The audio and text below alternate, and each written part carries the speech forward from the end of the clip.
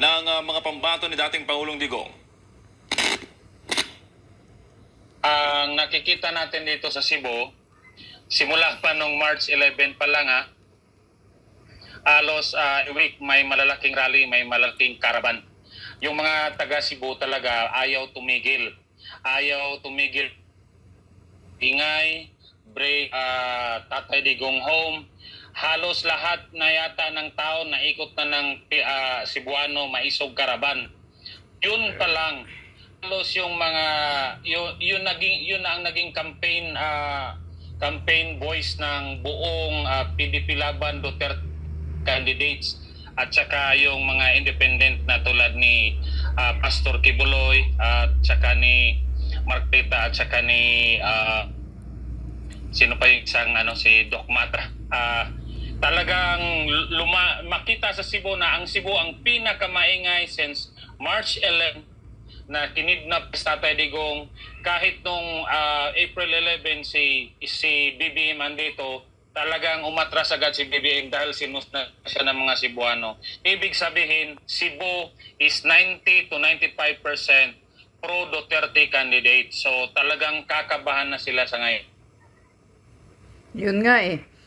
Yun ang kinatatakutan ngayon ng bangag. Tanong po ang Malacanang, ukol nga po dito sa nabanggit din kasi sa isang poll ads with VP Sara at Amy Marcos na nasa itim na bahagi, madilim na bahagi kumbaga talagang itim na ang bansa natin. Ang bansa, injustices, kriminalidad, gutuman, kahirapan.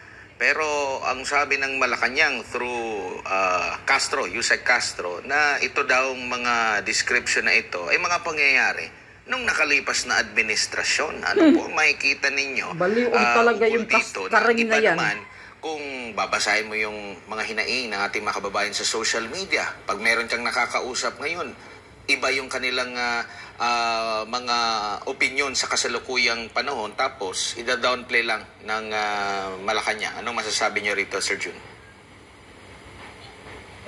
I think in one glance, makita natin talaga yung Claire Castro is not truly in tune with reality. She is not speaking truth. She knows that. She's there to serve the bangag administration Marcos' interest, not for the Filipino people. Correct. So, kung ako ang tatanungin, walang credibility, walang integrity, at walang naniniwala kay Claire Castro except yung mga taong nakikinabang sa administrasyong Marcos. Totoo ang sinasabi that we are in dark times in our history. Ito na yata yung pinakamadilim in the last 100 years. Nung yung pinaka nakakatakot, dati yung pinakamadilim natin is against Banyaga against Spanish and Americans when the Americans slaughtered Filipinos during Philippine and American War. Pero sa ngayon, itong Marcos administration at talagang hindi lang pagnanakaw ang ginagawa. Ang ginagawa ni Marcos Jr. is patayin ang demokrasya. Ibig sabihin, kung darating matapos niya ang 2028, wala na madatnan, sirang-tira na ang lahat ng institusyon natin. Ang executive department natin are all now weaponized against Filipino people. Correct. Yung spokesperson na si Yusek Castro, zero integrity na yan, wala nang naniniwala. Hindi na siya attune with reality. Yung PNP natin, ang mga forces natin, tulog na. Wala na silang ginagawa kundi mag-serve interest ng Junior Administration. Even yung Supreme Court, talagang natutulog na sila. Lahat ay Senate natutulog. Medyo may ingay pero there is really no parang wala talagang nagawang may impact sa ng mga Pilipino and especially sa House of Representatives. So wala na tayong nakikitang kumakampi sa mga Pilipino kundi tayo na lang mga Pilipino kasi lahat ng mga institusyon ay either nabayaran, natakot at nabili ng administrasyon na to. So, totoo, we are in our darkest times. Yung kriminalidad hindi na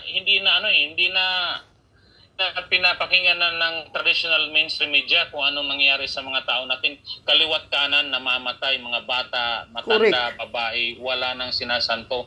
So, drugs are in the streets, criminality are killing are threatening every Filipino. Tapos yung hindi lang ordinary yung Pilipino ngayon ang pagkidnap sa Chinese ang Filipino. Natatakot. Kahit yung mga mayayaman, kinikidnap, pinapatay kahit nagbabayad. Nagisa na tayo sa sarili nating mantika. Iba ang adikain ng Marcos Jr. administration. Hindi lang pagnanakaw, kundi sirain ang demokrasya, sirain ang lahat ng institusyon. At kung aabot pa tayo sa 2028, wala na tayong madatnan.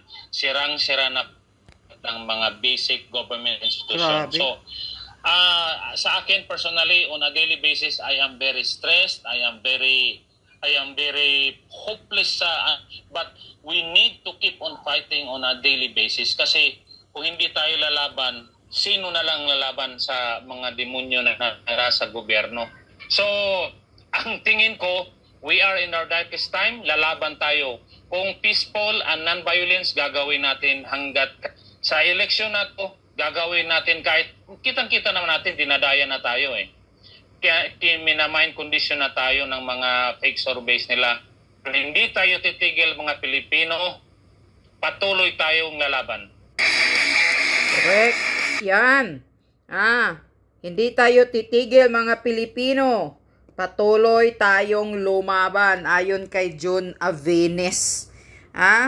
Tama yung ads ni BP Sara at ni manggagamit Senator Amy na itong bansa natin ay itim na nagluluksa sa kahirapan, sa kriminalidad, na araw-araw ilan kaya ang namatay, ni rape, kidnap or ransom, pati yung mga mayayaman ngayon na mga negosyante ay natatakot na talaga sila sa safety nila.